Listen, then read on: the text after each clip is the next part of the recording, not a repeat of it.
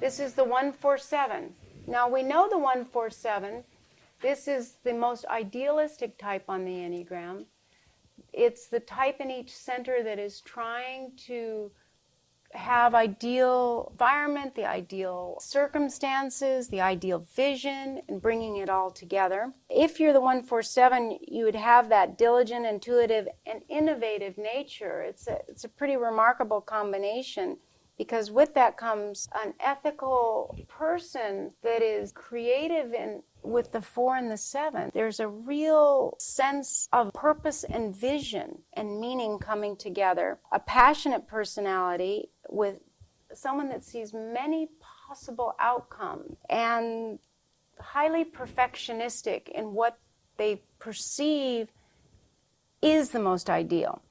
Where this type gets into trouble is that they can be so identified with their vision of what could be that they don't see perfection in what is. And they continue striving rather than accepting and allowing. The life mission is to create new standards of excellence. So this is like, okay, it may have been done this way before, but how do we need to do it now?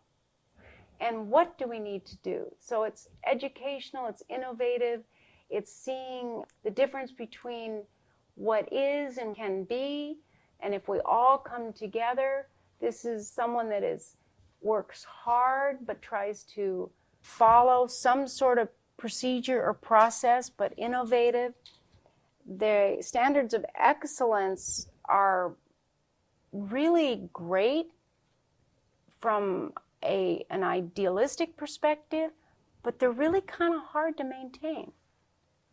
And no one can truly do that long term, but this Tritype will try to do that. And in so doing, become irritable and sensitive and critical of others that are not doing the same. Because they are focused on the new and the novel and these standards of excellence, they find innovative ways to implement long-lasting change. They're real visionaries. They're happiest when they can create change and manifest dreams. Now, as with the 137 as the producer, this is very similar, except the search is for meaning and finding a way not to entertain and produce and manifest without the possibility of it including the dream and the heartfelt feeling. So this person feels their heart. They just tend to oscillate between these 3 centers with extreme intensity.